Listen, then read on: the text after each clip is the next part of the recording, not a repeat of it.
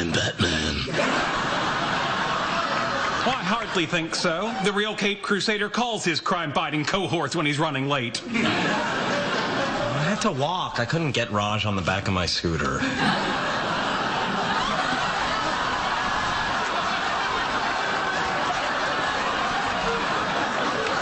I've said this before and I'll say it again. Aquaman sucks. And welcome in, everybody. Thanks so much for being with us on Tactics, the Geekend. It is the weekend, so we're going to talk about some nerd stuff. I know it's been a very long time since we've actually done a Geekend segment, and, things just came up. I'm in grad school, but I figured since it is finals week, that's finally, after that, I've got that behind me, finally.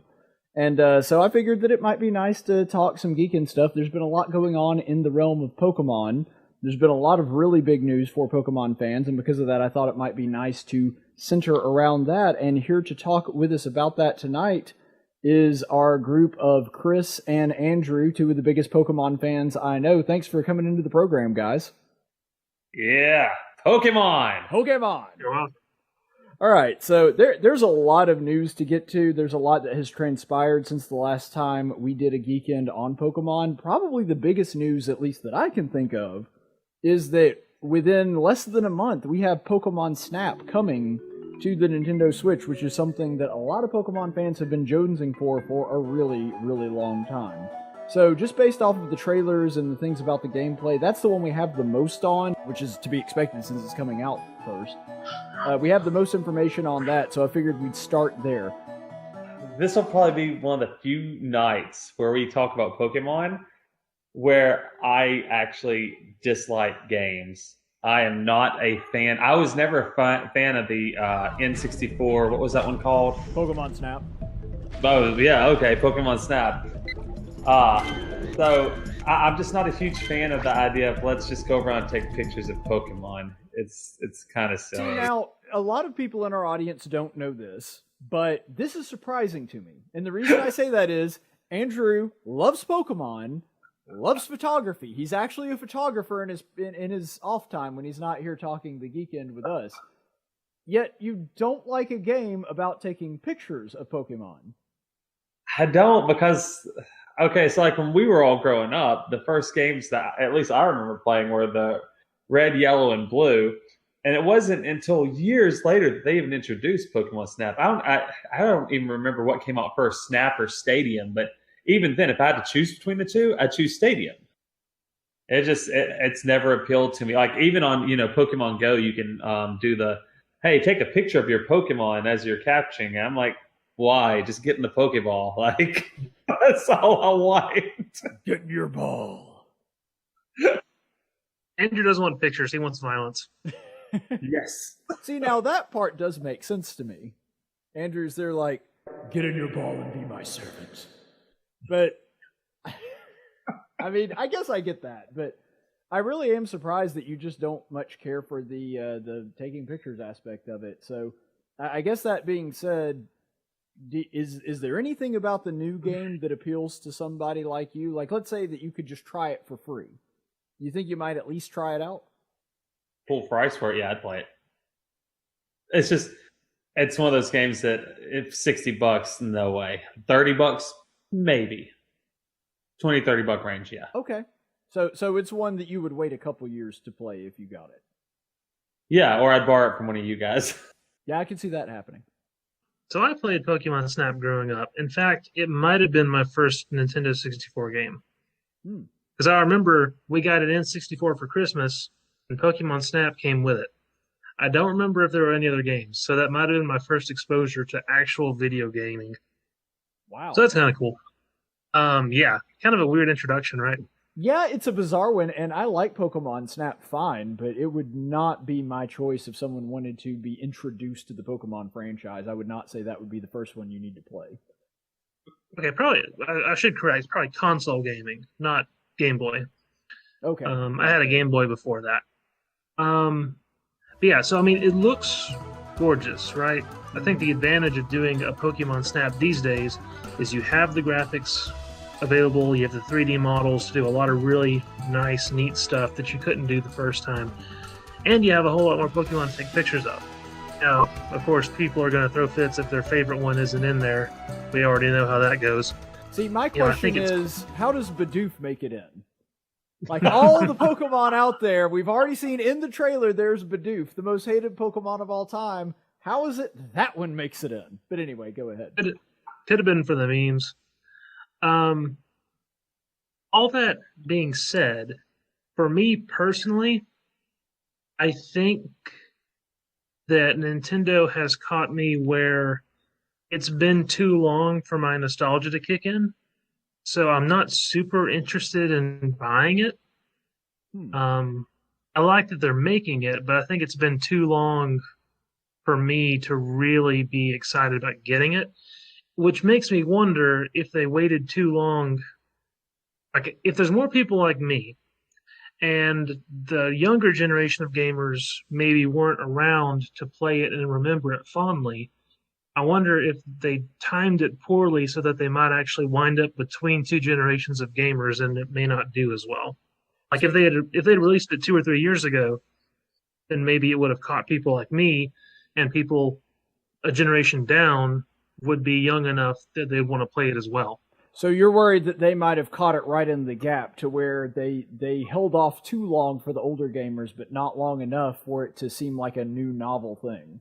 Right, because, I mean, Pokemon games are competing with each other at this point, you know, because you have mainline games, you have your other story-driven games, you have Pokemon Go, and so introducing Pokemon Snap now, the environment is not quite as friendly to more offshoot Pokemon games. I think that's a legitimate concern, and I know that we were primarily talking about content, but commercial success, I mean, if this thing winds up being a flop, let's be honest, there's very little chance that we're going to get another Pokemon Snap game in the future, because, think about it from this standpoint, they haven't done a game in the Pokemon Snap series since the first one, which at this point was, what, 25, 30 years ago? Almost? It was 1999. Yeah. So that's a pretty big gap, and if that's the case, and this thing isn't like a huge smash success, I mean, realistically, we're probably looking at a game that's just not going to see another entry. It's kind of like, even though I'm not nearly as fond of Pokemon Snap as I am of Kid Icarus, I really liked the original Kid Icarus games, and I really liked Kid Icarus Uprising, and we have not seen an entry since then. And I think it's because Uprising didn't have the big impact that they were hoping for. But I kind of want to piggyback on what Chris just said about the timing. Mm-hmm. I think it was very poor timing to put it out in the same time frame that you're going to be putting out 2 more major games. Like, I would not put these same games out within the same, say, 9 months of each other. Like, now, this to be game, fair, Legends is not supposed to come out until 2022. I know, and we don't know what time of 2022. It could even be November 2022. So if that's the case, then yeah. But still, even then, I don't have the exact date because I couldn't find it. But they say that was it Pearl and Brilliant Diamond and Shining Pearl, yeah. Yeah, those 2 are supposed to be coming out like soon, like in the next few months. I would not put out a mainline game and then say, hey, we're going to put this one out just a little bit earlier. I probably wouldn't do that. That's people. It seems like the majority of fans play the mainline games. If this crashes, like you said, it's like, what do you do from there? You kind of just ruin the franchise at that point for that particular game. Yeah, I think that that's a legitimate concern, although I think the reason Nintendo kind of feels comfortable doing that is because they've done this before, right? They do this with Mario and with Zelda. Because when Zelda comes out, they usually have a remake of an older game come out directly before it. And they really kind of do the same thing with Mario games. There's a bigger gap there, but like they've got a new Mario game apparently in development on the horizon, and to tide us over in the meantime, they have Super Mario All-Stars. And so we see these things kind of happen with Nintendo, and they've done well, but you're right, that gap is smaller. And maybe the reason that gap is smaller is because they're saying, here's an offshoot game, and then not technically a mainline game, but a remake of a previous mainline game. And so maybe they think that the market isn't going to overlap as much, but I do think that you run the risk of Pokemon fans, especially ones that aren't exactly rolling in money. They're probably going to have to make a choice between these two. But one thing that I will say about at least what I've seen of the Pokemon Snap game and the footage and the gameplay so far, my biggest complaint about Pokemon Snap was always it just felt like a half-hearted project. There's only about 60 Pokemon in it. There's only about, I think, 6 or 7 stages in it. And there's just not a ton of content. And I don't know if that's just because they didn't have time to finish it, or the project didn't have adequate funding, or it really was just hardware limits. The Nintendo 64 may not have had the juice to produce something like that. I'm really not sure. But at the end of the day, my biggest gripe about Pokemon Snap was always it did not have enough content. And it looks like they fixed all that.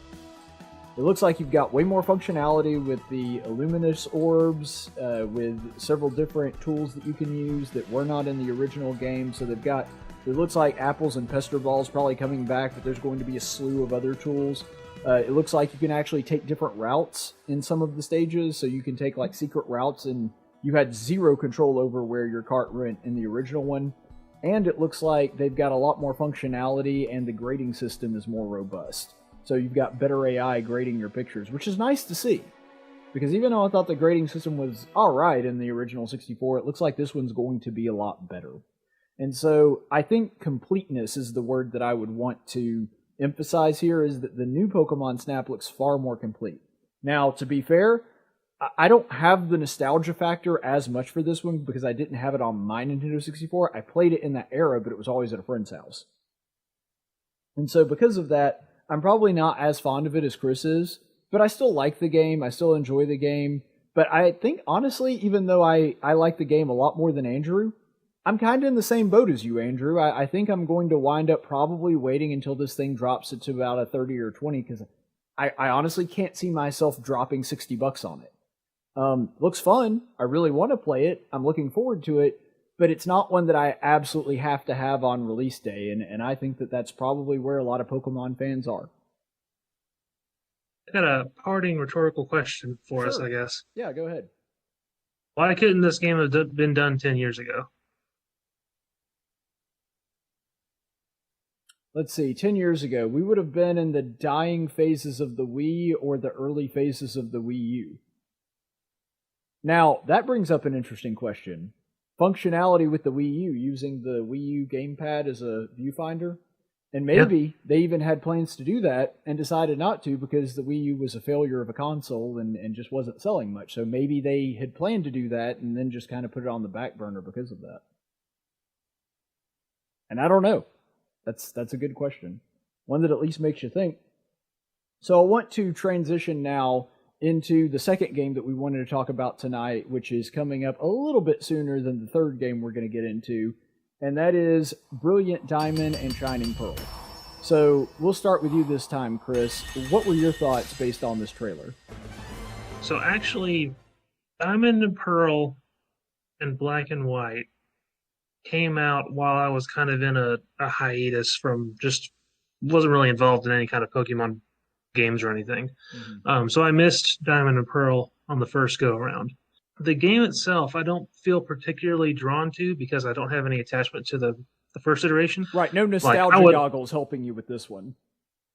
Right, so like I would eat up another Red and Blue remake. I would eat up another Gold and Silver remake. But once we kind of get out of those first few, I don't really feel much of a draw to play remakes of the later games.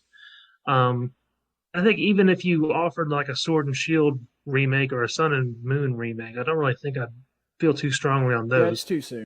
It's just there's something different to me, I guess, from the first couple games versus the ones since. Like even Ruby and Sapphire were neat, but I don't really feel like I couldn't have lived without the remakes, Mm-hmm. That being said, I don't really get. There's been like a lot of uproar about it. Right. There were I forget all the issues, but there were some. I think there were some flaws they were keeping around. People didn't like the graphics, things like that. The more I actually look at the video, I kind of don't mind the graphics. I kind of like them in a way. Maybe I don't love them, but but I don't mind them as much as I might have at first. As far as content goes, it's a remake. We already know what the content is. If they add, some new stuff, that'd be cool. We got that with Fire Red and Leaf Green, for example, but I'm not aware if they're doing that or not. I do want to ask a quick clarification. It sounded like, and I just want to make sure that I'm understanding you correctly, it sounded like you were saying that I don't mind them as much now. Did that mean you had an aversion to the graphics at the beginning and you kind of warmed up to them the more that you saw? Yeah, I mean, I guess I was fairly indifferent at the beginning, and now I've kind of warmed up a little bit to I kind of like them. Okay, all right. I actually never played the original Diamond and Pearl. I'm literally the only one that played the originals. Oh, now let me say this. That being said, I am looking forward to the game. Okay. Nick hasn't played any of these games. I'm really excited about it just because I like the mainline games, and I like that I'll have a chance to play a game that I've never played before. I am a fan of remakes. The only one that I would say that I'm not a fan of that was kind of a sequel was Ultra Sun and Ultra Moon.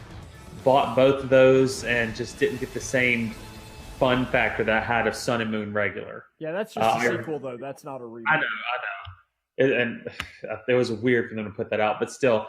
I really liked how Alpha Sapphire. Now, keep in mind, I never played Sapphire and Ruby back when they originally came out. But when they came out and I got to play AS and OR, holy cow! I mean, I probably put over 1,000 hours into those games just because they were so fun. And I was super excited for the next games. Saying all that being said, and the fact that I haven't played the game before makes me really, really excited about it. I don't know if they're going to just take the original Pokemon from that game and let that be all that's in it, and like not put in the legendaries that came after it, like Solgaleo and all those. I don't know if they're going to do that or if they're going to find some way to mix those in. That would be really neat. But even if they don't, I'll find a way to enjoy it because it's a remake of a game that I never played. And I didn't get to play all the way through Black either. If they made another Black, I would love it just to get to play the whole thing and see the graphics. That being said, the graphics are the thing. I'm on the anti or the hate on the graphics train. I don't understand how we got so far with Sword and Shield, and the graphics look fantastic in that game. I feel like we're kind of adding a retro feel to the graphics in this game, and I'm not huge on it. I feel like we took a step back. I think they actually took the graphics from this game, they took Sword and Shield's graphics, dumbed them down a little bit to make it feel like you're playing a retro game, an updated retro game. Mm-hmm. And then they're like, but we're going to take the graphics from Sword and Shield and upgrade them for Arceus. And we're going to make people fall in love with that game on a different level for the more serious gamer. Which it's cool if you want to do it. I'm going to buy both of them. I'll probably have both the Diamond and Pearl, a copy of each, just because that's what I always do.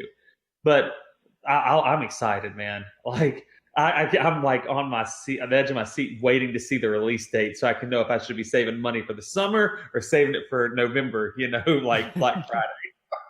Yeah. So I'm kind of with you on that, Andrew. And the reason that I say that is when it comes to the graphics, I'm in the same boat with you. That was my take on it. Because here's the thing. I understand that they're trying to do a retro kind of feel.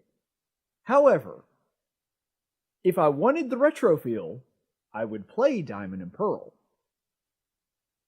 The remake is a chance to see what the game would look like with modern graphics, not with graphics that are slightly modernized and then just have that weird chibi looking thing with.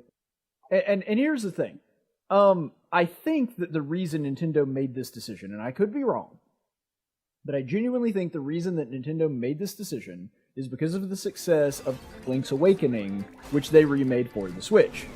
Here's the problem with that, though, and the reason why I think it does work with Link's Awakening and doesn't work with Diamond and Pearl.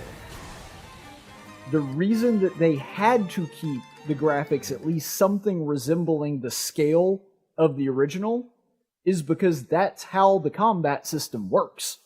You have to have that grid or else your items and the fights and the boss battles don't work anymore.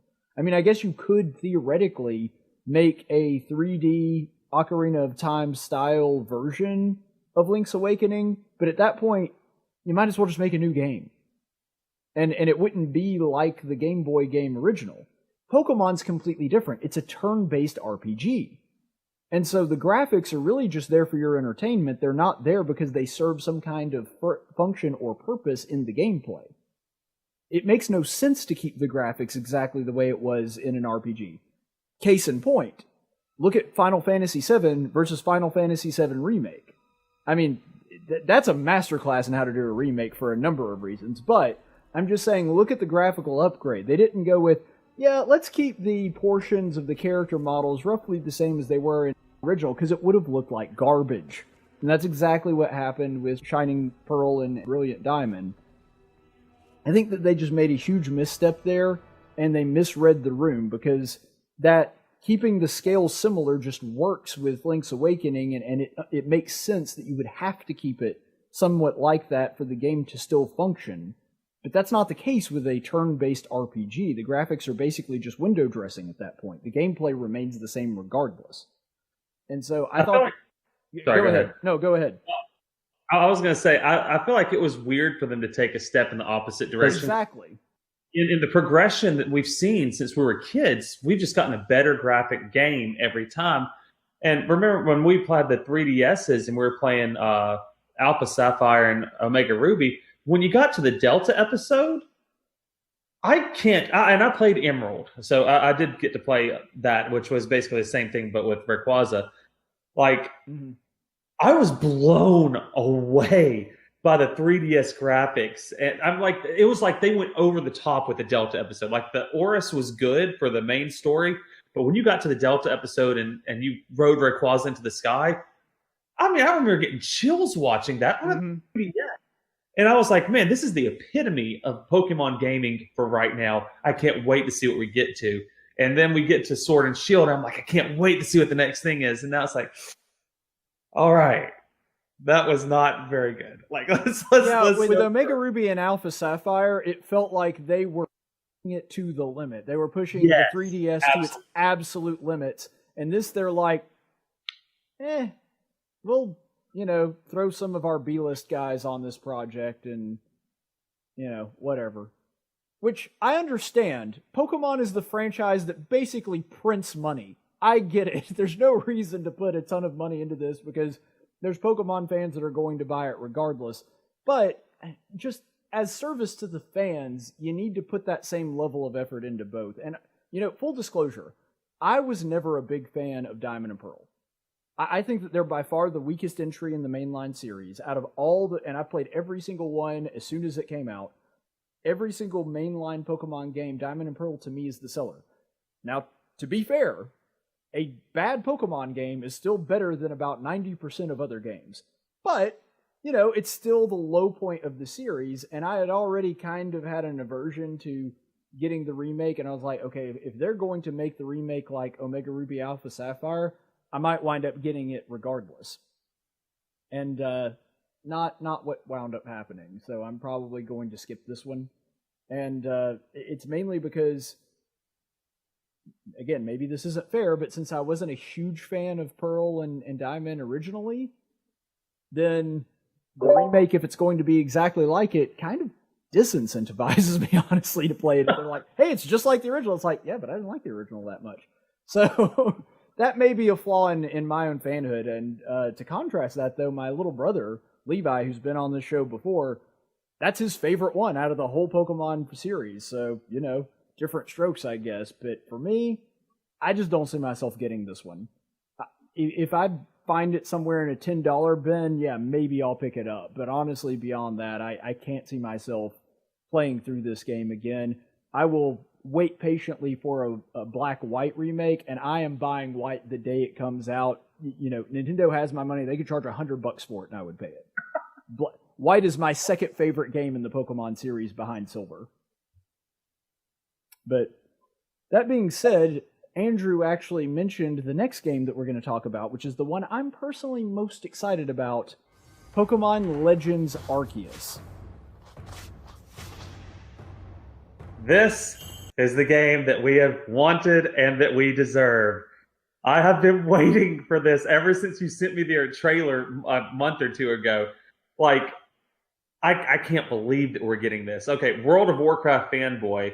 I love MMORPGs, so I'm obviously looking forward to anything that has an open world feel to it. Mm-hmm. My mind was blown by this trailer, getting to see that it's literally you're walking around. It's taken the what is it called, the wild area, the wild zone from Sword and Shield. Yeah, it's basically an expansion of the wild area. Yeah. That's what it feels like, and that's so cool. That was one of my favorite parts about Sword and Shield was just running around, finding Pokemon out there and engaging them. And this actually looks, the combat system looks legit in this. Looks completely revamped from what we've been seeing from the past 20 years. Based on what we've seen so far, and maybe we'll find out when we get the game that it's different. But did you guys see a battle screen anywhere? No. It looks like you just have your Pokemon out, and then a battle comes up, and the battle just happens. Like there is no transition into a battle screen, which looks amazing. It does. There's I can't remember what point in the video, but I had to rewind it just to see what happened. They're talking to a Bidoof or talking whatever. It's in front of a Bidoof, and then it transitions to another screen with the Garchomp, and then you see in the next screen they're standing in a field and they throw a Pokeball out. And then this explosion happens in front of you. You're like, what is it? And you slow it down. You see they throw the Pokeball. Lucario jumps out and starts beating the sin out of a Pokemon. And I was like, yes. I didn't have to tell you to do that. You did it on your own. If you want Andrew's money, show him gratuitous violence. It's such a good looking idea or game, and it's got the graphics that I talked about a second ago that I thoroughly enjoyed looking at it. And if it includes all the Pokemon that we have up until this point, and even includes some new ones, because I don't remember being able to get Arceus in the last game. I think you could with the expansions, but I do not believe he was available originally. That makes sense.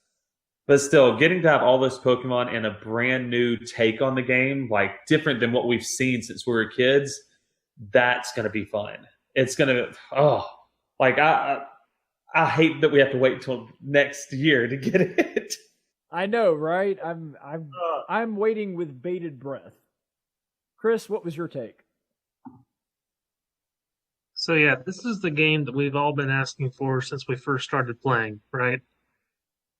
Since like our generation came up playing Pokemon, and then we were introduced to the whole MMO genre, then everyone has asked at some point or the other, why do we not have a Pokemon MMO? So seeing something like this finally happen, I think I had pretty much decided that Nintendo was never going to do something like this. It wasn't part of their vision. Yeah, I just accepted the fact that we were never getting a Pokemon MMO. I accepted that probably around the GameCube era. Right, so that's pretty exciting. I am curious as to whether the Switch can handle it. And I think I'm not the only one, because if you watch the trailer, there seems to be some clipping issues. There seems to be some what looks like some graphics glitching. So I wonder how the Switch is going to handle the final product.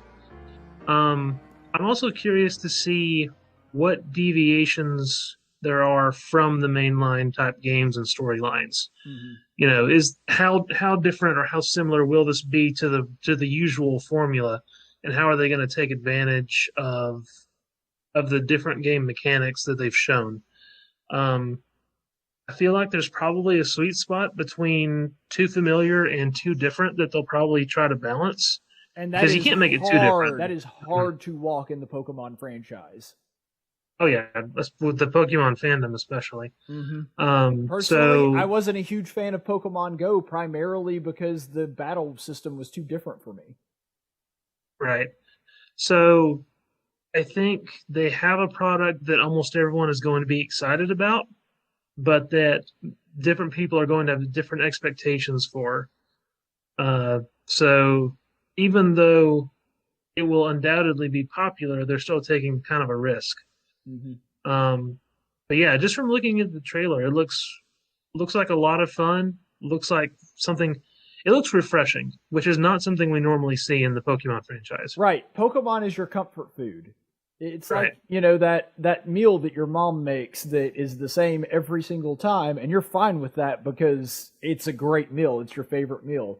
But occasionally it's nice for her to try new recipes. And so I feel like this is kind of where we are right now, seeing this and seeing a new take on an old game. And as much as I love the Pokemon franchise and think that it's fantastic, you have to admit sometimes you do feel like they're just kind of putting a new coat of paint on an old system. And this really feels like they are taking some bold steps in a new direction. And one of the things that you brought up about gameplay, which I'm really interested to see where this goes, you'll notice in one of the trailers that a guy just throws a Pokeball out to a Luxio and it catches it.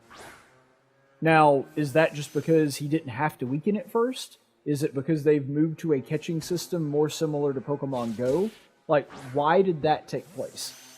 And another thing, too, that Andrew mentioned, and there's one where you just see Garchomp and Lucario fighting, and the trainer's Pokemon evidently didn't need commands, or at the very least, you didn't see any commands on a hub on the screen for him to do that. And so, like a lot of MMOs, are we going to see some kind of auto attack system to where it's something similar to either World of Warcraft or Final Fantasy XIV, something like that, to where attacking happens automatically, but you're kind of managing the strategy, status buffs, and any kind of special moves? Is that something that we're going to see? And so these are all really important questions, and the fact that we ask these questions in a Pokemon game that we don't know exactly what we're getting, to me is pretty exciting.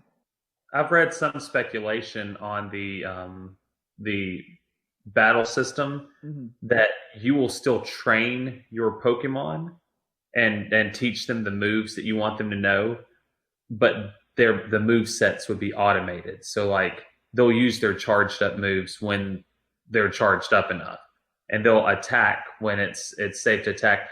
So you'll basically have cooldowns, but you're not the one in charge of when those cooldowns go off. Yes, that was one thought process. And my thought process was, what if what we're seeing on screen is just the where the action's happening? You're not currently you're not actually seeing a second section of the screen where it's got maybe what you're telling it to do. Like you can still free run around, but you're telling it what attacks to do as you're in the background watching the fight. So I thought that would be pretty cool if that's how they did it.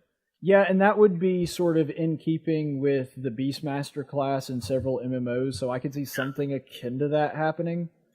Of course, that is speculation, and we want to make that clear. We don't know that for a fact. Yes. But that I thought about, and I kind of wanted to get you guys' responses to, is what do you think this means for the story of Pokemon? Because so far we've been talking about the game itself, but based on everything that we see from this very short trailer that I really, really want Nintendo to do more of, is they have this sort of old-timey ancient history aesthetic, and it even opens up with the line, long ago when the Sinnoh region was a vast wasteland. And Sinnoh is not the most industrialized of all the regions. I would say that probably goes to Unova. But Sinnoh's mostly cities. There's a lot of cities in Sinnoh, and so I'm wondering, since this is seemingly with just like one main village hub kind of area, are we looking at something from like the ancient past in the Pokemon world? Because that seems to be what they're hinting at. That would be pretty interesting. I would think so. I think that's kind of the idea, is we're doing something historical, something that's before, I guess maybe before anything that we're used to in the Pokemon games. Probably before, I don't remember the entire trailer, but maybe before you have professors running around, maybe before all this technology. Yeah, there seems to be some technology because Pokeballs do exist. But Are they industrially manufactured Pokeballs, or are they more like the apricorns from Gold and Silver? That's actually what interesting. That's actually what I was about to bring up. You'll notice that instead of the button that we're familiar with, you press a button on the Pokeball to call it out. No button. There's a clasp.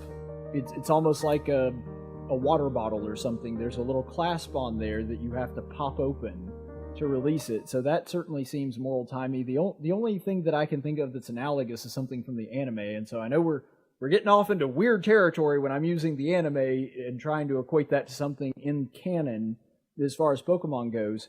If you remember the fourth Pokemon movie where Professor Oak is a little boy, he actually has a Pokeball that it looks almost like a water canteen, and he has to twist it open to throw it out, and it very much reminded me of that. And so I think that they're doing something like that. And if you'll notice the texture on the Pokeballs in the trailer, it's not plastic looking. You know, Pokeballs look like they're made out of some kind of plastic or metal and that they're painted red and white or whatever other colors they may be. You'll notice that there's like streaks in these, and they look almost wooden. And so I'm thinking that they're probably more akin to the apricorns that we see from Pokemon Gold and Silver, and that these are balls made out of wood or something else like that. I don't know how the technology plays into that per se, but it seems as though they're going back to something of that. And I will say, and I think that you guys will appreciate this as well, there seems to be a recent trend in games, not just in Pokemon, but in general, that they're really steering hard into the whole Japanese Middle Ages kind of thing. Because in Monster Hunter Rise, which we recently all got, they really kick up that Japanese culture thing to 11, which is not something that most of the Monster Hunter games do. And so that seems to be just a recent trend in gaming in general, is that they're really, steering hard into that curve of medieval sort of Dark Ages Japan, which personally I love. I love the textures, I love the colors, I love the sort of, I don't even know what the best way to describe it, the motif of that era of feudal Japan. But I love it, and I think it's really cool. You can see the trainers' clothes are kind of like that. They have something that sort of resembles a kimono, that sort of thing. And it seems as though these guys are people on a frontier. They're settling a vast, unsettled land. And it actually reminds me a little bit of the area surrounding Carico Village from Breath of the Wild. And so I could see something very similar to that being the theme of this, and I'm hoping that there is a great, robust story surrounding it, because even though I know people don't typically play Pokemon for the story, I think that certain things like Black and White, like Silver, like the Delta episode show that when Pokemon actually does do storytelling and do it seriously, they can actually do it pretty well. I'm going to take a long shot on a thought, okay. And this is not confirmed anywhere, so let me preface it with that. We're off into fan theories now. We are. Whatever happened to Lily at the end of Sun and Moon? It's been enough time. She could have made her way to the Sinnoh region. Just saying, she could be somewhere coming up. I think she'd need a time machine to get to the area that Legends is going to take place in, but I mean, she had, what was the name of that Pokemon? Cosmog? Yeah, and it eventually turns into the giant creepy moon Pokemon. I feel ashamed for not knowing the name of that. I know Solgaleo, but I can't remember the other one. Okay, now, I don't see any connection whatsoever with Lily happening. That's, you're fine if you think that, and I can't say that, my guess is as good as yours. However, let us also remember that the theme Pokemon of Diamond is Dialga, who controls time. So maybe in this game we see a connection between it and modern Pokemon games. We see your character go into the future, or maybe a future character come into the past. I'm not saying that I expect that to happen, but it would be an interesting storytelling thing. Think about this. One of the most popular characters in all of Pokemon is Cynthia. I do want to say this, Caleb. I think that, let's take a look at Star Wars, Old Republic, World of Warcraft, things like that. Expansion. You take the character that you created in the main game and carry it through each expansion, leveling up how it goes. Right. If this game could become something like that, if they could take that leap into that kind of gaming and say, okay, this is where we're starting. And like you said, Dialga has control over time or whatever. Like somehow take that concept and say, okay, now you've got this character. Now we're going to add on, kind of like they did with Sword and Shield. They added the 2 episodes onto that, or 2 expansions onto that. if we could get something like that where we could continue expanding with the character that we started with and increasing our Pokemon's levels, this, that, and the other as we level up, oh my goodness. Like, and trainer levels and things like that. So that would be phenomenal. It would reach a whole new class of gamer, which unfortunately I feel like is in our age group. But I feel like it would be such a great concept for them to do. Well, I'll say this, and this is kind of going to be my last take on this, because I think this is a good place to end it. There have been very few Pokemon games where I feel like I'm not, even though I enjoy the motions, I feel like I'm not just going through the motions. Like, as much fun as Red and Blue and Silver and Gold are, after that, you didn't see a whole lot of innovation. They didn't mess with the formula a whole lot, I guess is the best way to say it. They knew people liked what they had, they stuck with what they had, and even though I like Ruby and Sapphire, even though to a lesser degree I like the original Diamond and Pearl, it wasn't until Black and White that I really felt like, oh my gosh, I have no idea what's going to happen next in this game. Like, that suspense was fun for me because I wasn't used to that in a Pokemon game. And honestly, they kind of went back to the old formula after Black and White. X and Y and Sun and Moon and Sword and Shield, I won't say that they didn't innovate at all, because there were some interesting things that they did, but overall it just kind of felt like I know where this is going. This is the first time probably since Black and White came out that I have no idea where this thing is going. I can speculate, I can throw some theories out there, but I don't know, and I think that that's a good thing. And so I really am looking forward to see what Nintendo does next with this, and the fact that they're doing it with a franchise that I really love and want to see do well and want to see innovate. Because I love my mainline Pokemon games, and I think that they're fun, and I'm looking forward to whatever the true sequel to Sword and Shield is. But the fact that they're coming out with something that at least potentially I might like even better than the mainline Pokemon games, that's just really exciting to me. Alright guys, thank you so much for being with us. I do certainly appreciate it. You can check us out next time on the Geekend. I can't guarantee that we're going to do a ton of episodes here in the near future because grad school is going to kick back up for me pretty soon. But I am going to try to do one at least next week and the week after that. So be sure to stay tuned. Same bat time, same bat channel next week. We will be back on the Geekend. In the meantime, stay the course, friends.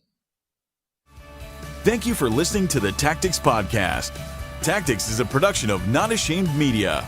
Any opinions expressed on this program are those of the host and do not necessarily reflect the opinions of our business partners or sponsors. Graphics by Jessica Dawson. Video production by Jackson Dean. Broadcast studio provided by Faulkner University. Location studio provided by Del Reyta Church of Christ. Copyright 2021.